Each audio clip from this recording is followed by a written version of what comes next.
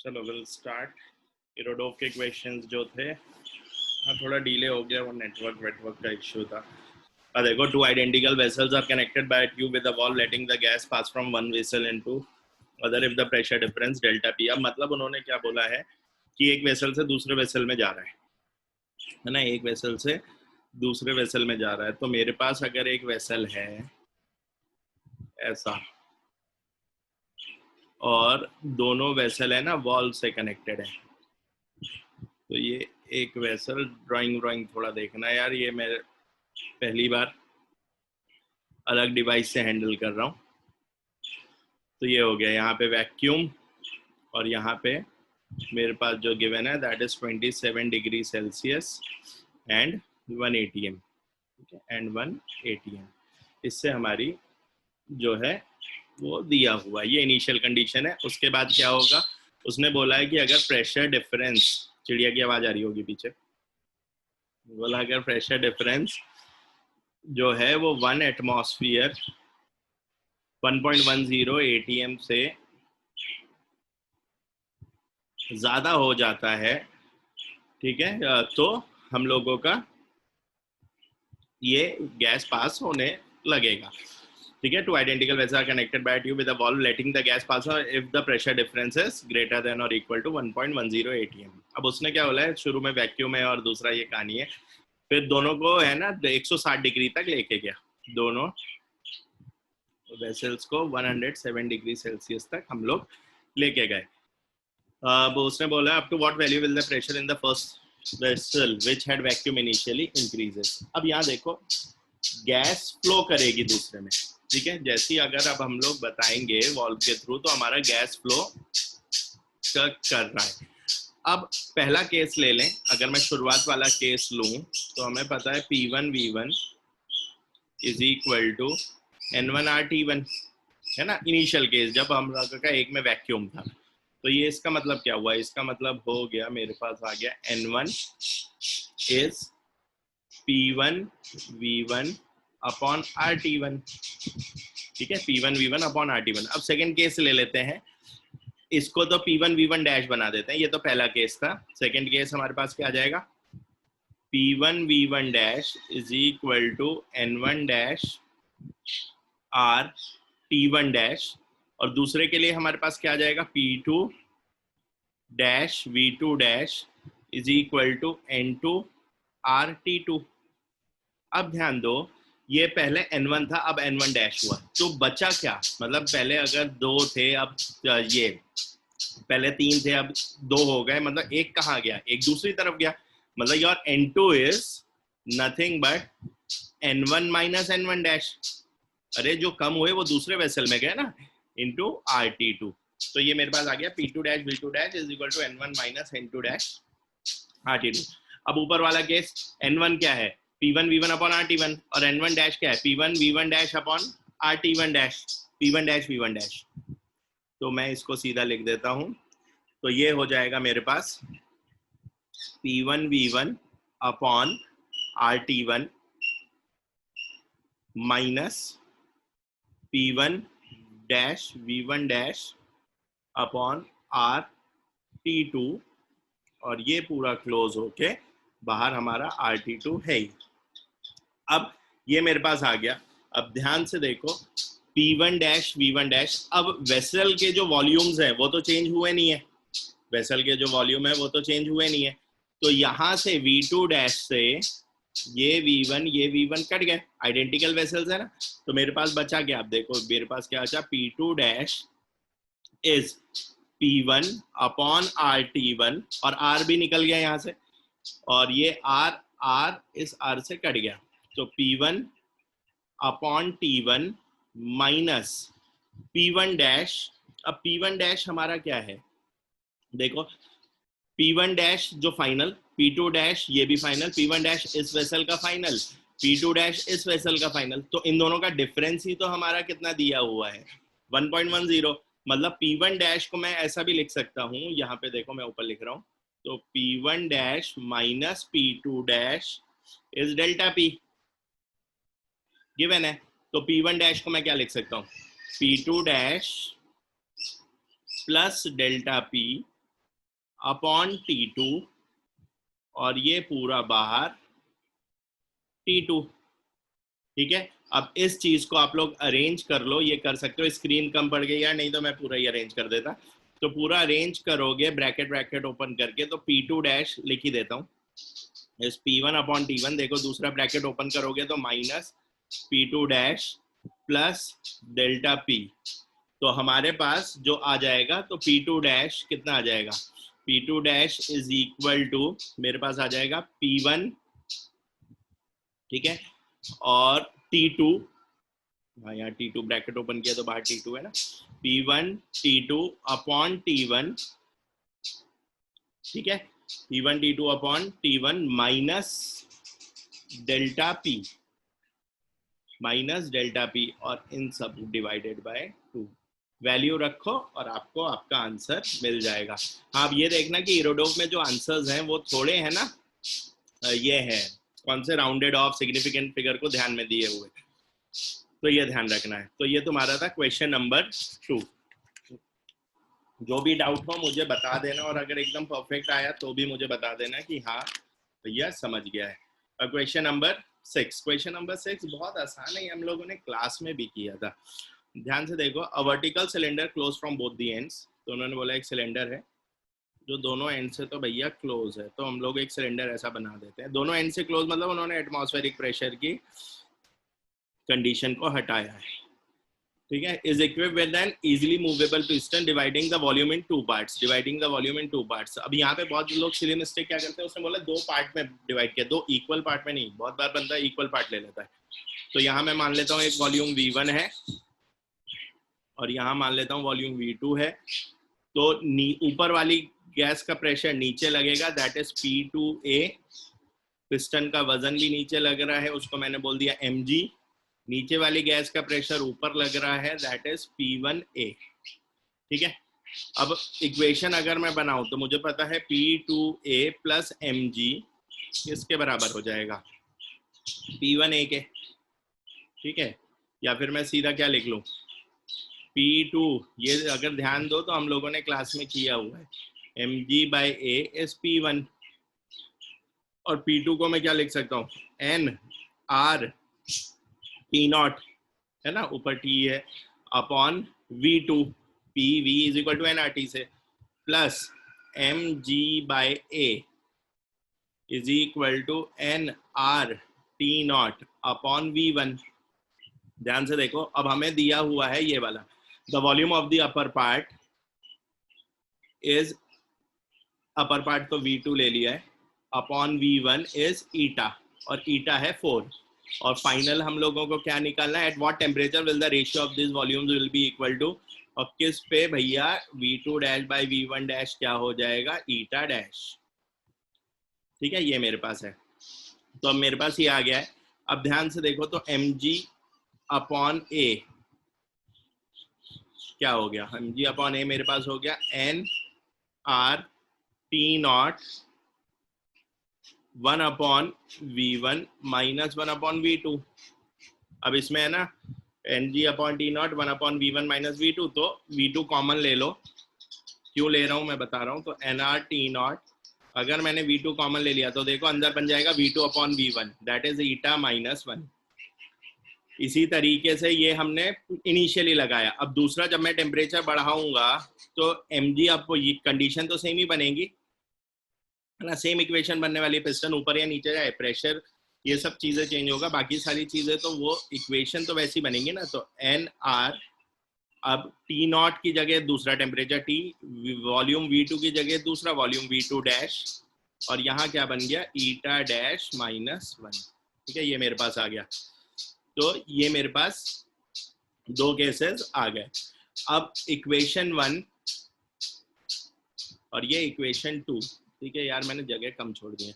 Equation 1 और equation 2 को अगर आप इक्वेट करोगे, है ना, जस्ट इक्वेट इट, तो आपके पास T आ जाता है। 1 और 2 को इक्वेट करना, तो आपके पास T जो आ जाएगा वो आ जाएगा V2 dash upon V2 T not eta minus 1 upon eta dash minus 1, ठीक है। ये आ गया आपके पास।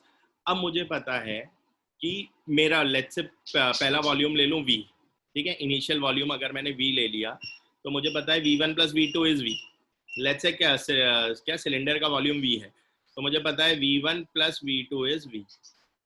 अब क्या हुआ, मान लो मैंने टेम्परेचर बढ़ाया तो V1 V2 में चेंजेस आ गए, तो V1 डैश हो गया और V2 डैश हो गया, लेकिन फिर भी मिला के पूरा कंटेनर ही बनने वाला है ना, फिर भी मिला के पूरा कंटेनर ही बनने वाला है। तो इसका मतलब V1 plus V2 is equal to V1 dash plus V2 dash, है ना। ये हमारे टोटल वॉल्यूम का हो गया। V1 को क्या लिख सकता हूँ, V2 अपॉन ईटा प्लस V2, और इसको क्या लिख दूं, V2 डैश अपॉन ईटा प्लस V2। अब आप इसको सॉल्व करोगे तो तुम्हारे पास आ जाएगा V2 dash upon V2 is eta dash upon eta 1 plus eta dash upon 1 plus eta upon 1 plus eta dash. ठीक है, अब ये मेरे पास आ गया। अब यहाँ देखो मुझे T निकालना है, V2 डैश और V की डैश, यहाँ पे ये वैल्यू उठा के यहाँ डाल दो, तुम लोगों को सॉल्व करोगे तो इससे तुम्हारा आंसर जो आ जाएगा T is equal to 421.8 kelvin. अब जो बुक है, एक ग्रीन कलर की बुक है, उसमें ना पीछे आंसर गलत दिया हुआ है, उसमें आंसर दिया हुआ है 0.4218।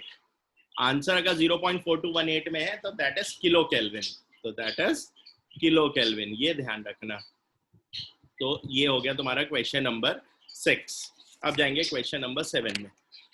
क्वेश्चन नंबर 7 ध्यान से चलो, इसके लिए मैंने काफी जगह छोड़ी है। A vessel of volume V is evacuated by means of a piston air pump. One piston stroke captures the volume delta V. अब इन्होंने क्या बोला है, आप समझो पहले इस क्वेश्चन को। बहुत लोग हैं ना इस क्वेश्चन को समझ नहीं पाते, अंग्रेजी का आना और थोड़ा फिजिक्स लगाना इसमें इम्पोर्टेंट है। तो ये आ गया मेरा। अब यहाँ देखो, यहाँ एक पिस्टन है, अब ये क्या करेगा, ये तो वॉल्यूम V है। अब इसमें से एयर निकाले ना निकाले, गैस निकाले ना निकाले, ये तो वॉल्यूम V रहने वाला है। इतनी बात तो सबको समझ में आती है। उन्होंने क्या बोला है कि हम लोग भैया, अब क्वेश्चन समझो, हर एक स्ट्रोक में, स्ट्रोक मतलब पिस्टन आगे पीछे जाएगा, तो ऐसे आगे पीछे गया, हर एक स्ट्रोक में ये डेल्टा V हटा लेता है, डेल्टा V हटा लेता है। तो डेल्टा V हटाएगा, फिर बाहर निकाल देगा, फिर वो वापस अपनी पोजीशन पे आ जाएगा, फिर एक डेल्टा V निकालेगा दूसरे स्ट्रोक में। समझ में आया? तो कुछ भी करे, यहाँ तो V ही रहने वाला है ना। अब प्रोसेस क्या बताया है, इट इज आइसोथर्मल। तो P1 V1 is equal to, या ऐसे लिख लेते हैं, P स्ट्रोक कंसिडर करना है तो हम लोग क्या लिख लेंगे, इसको P0 V0 लिख लेता हूं मैं, इनिशियल, और जो P1 V1 निकालने वाला। अब ध्यान दो, इनिशियल P0 की जगह P लिख लिया मैंने, V0 की जगह V, और P1, और जो अब वॉल्यूम निकला है वो V प्लस डेल्टा V है। ध्यान से देखो, यहां से यहां तक टोटल वॉल्यूम कितना हो जाएगा, V प्लस डेल्टा V। तो हमारे पास P1 कितना आ गया, it is P V upon V plus delta V। ठीक है, अब ये निकाल लिया। अब इसको निकालने के बाद पिस्टन वापस अपनी जगह पे आ चुका है। ठीक है, पिस्टन वापस अपनी जगह पे आ चुका है। तो अब प्रेशर तो P1 हो गया है, अब प्रेशर P1 हो गया। अब ये क्या करेगा, फिर पिस्टन डेल्टा V निकाल लेगा। ये तो पहला स्ट्रोक था, तो अब सेकेंड स्ट्रोक में क्या होगा, यहाँ पे P1 की जगह क्या आ जाएगा, P2, और वहां P1 की जगह P1। बाकी निकाला तो वही है ना उसने, ये कंडीशन तो सेम ही है, वहां का वॉल्यूम V रहेगा क्योंकि वो वॉल्यूम थोड़ी चेंज हो रहा है। बाल्टी तो बाल्टी रहेगी। अब उसमें जो एक्स्ट्रा आ गया वो डेल्टा V। अब P1 की वैल्यू ऊपर से रख दो तो P2 क्या हो गया, P V upon V plus delta V का होल स्क्वायर।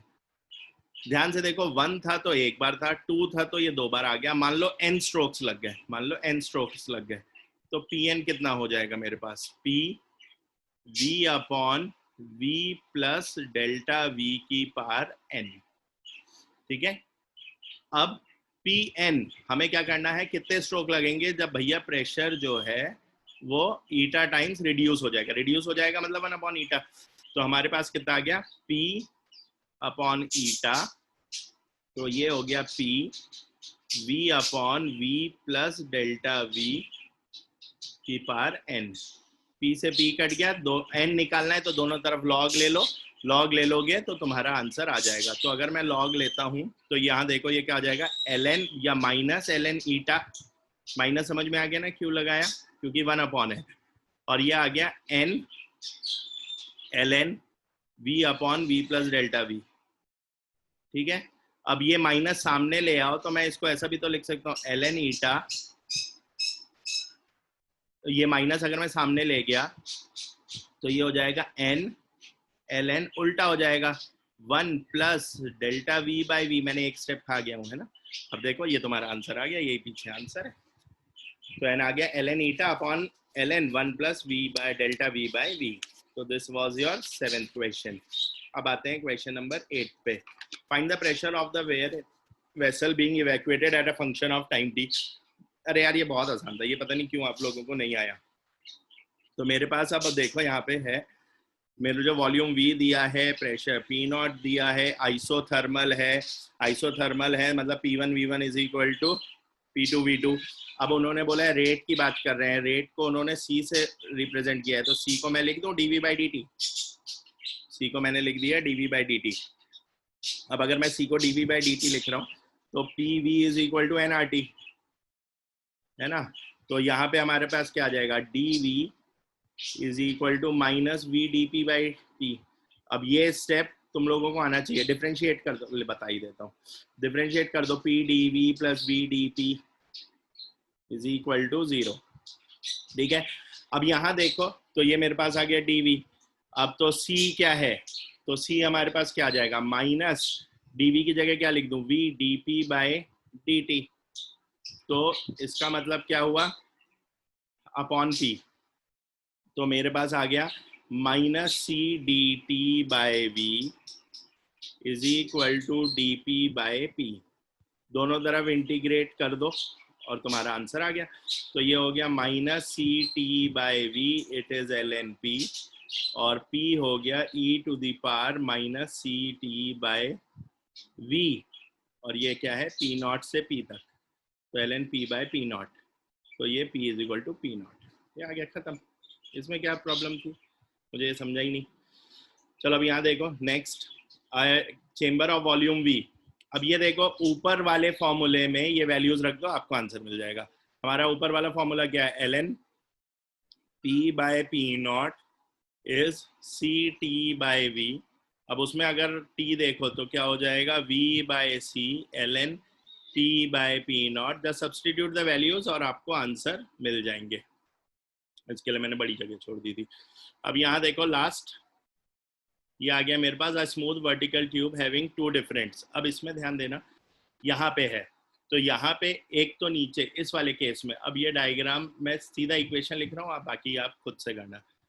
नीचे क्या क्या लिख बनाई दूँ क्या मैं, तो यहाँ पे इक्वेशन क्या बनेगी देखो, पी नॉट ए वन इसका एरिया है, तो नीचे फोर्स लग रहा है, नीचे M1 GB लग रहा है, और नीचे टेंशन भी है, और ये किसके बराबर है, प्रेशर ऑफ गैस और A1। तो प्रेशर ऑफ गैस A1 ऊपर लग रहा होगा ना, क्योंकि गैस तो नीचे है, और नीचे इस वाले पोर्शन के लिए हमारा क्या बन जाएगा, देखो ध्यान से देखो, P not A2 plus T किसके बराबर आ जाएगा, M2G plus P gas A2।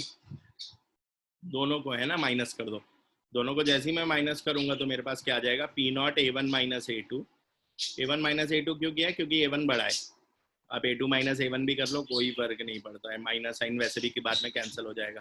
तो ये हो जाएगा P gas A1 minus A2 minus M2G।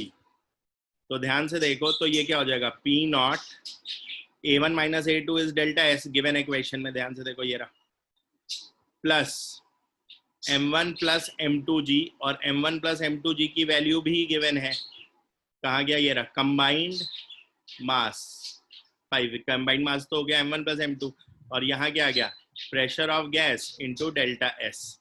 तो ध्यान से देखो प्रेशर ऑफ गैस क्या आ जाएगा, प्रेशर ऑफ गैस आपका आ जाएगा P नॉट प्लस कंबाइंड मास को मैं M लिख रहा हूँ into G upon delta S। ध्यान से देखो तो प्रेशर कांस्टेंट है, P नॉट कांस्टेंट है, mg कांस्टेंट है, और डिफरेंस कांस्टेंट है। अब हमें पता है अगर ये कांस्टेंट है तो मैं वापस क्या लिख दूं, P V is equal to N R T, P V is equal to N R T, differentiate कर दो तो ये हो गया P D V plus V D P, V D P तो जीरो हो जाएगा और ये क्या आ जाएगा एन आर डी टी। और आपको वही चेंज इन टेम्परेचर निकालना है। चेंज इन टेम्परेचर कैसे बोला है, बाय हाउ मेनी, कितने से बढ़ा, तो that is change in temperature. अब पी जी ये वैल्यू उठा के नीचे रख दो तो ये कितना आ जाएगा, P nought plus M G upon delta S और डी वी। ठीक है, डी वी को आप क्या लिख सकते हो, change in area into length, है ना। डी वी को क्या लिख सकते हो, change in area into length upon N R, N की वैल्यू 1 दी हुई है, is equal to D T. तो इससे तुम्हारा डी टी आ जाएगा जो वैल्यू आती है 0.89 केल्विन। तो मुझे उम्मीद है कि ये सारे क्वेश्चन समझ में आ गए होंगे। इसका फीडबैक ज़रूर दे देना मुझे कि समझ में आए नहीं आए, कि कुछ और करना है। और फिर अगले संडे को, इस बार लेट नहीं होगा यार, वो नेटवर्क का प्रॉब्लम था और रेडियोडोफ के कल फिर क्वेश्चन सॉल्व करके फिर मैं इस पे करता हूँ ना, तो मुझे आप बता देंगे कि कैसा था ये, और अगले उसमें बाकी जो है 15 क्वेश्चन वो सॉल्व करेंगे। With this I conclude.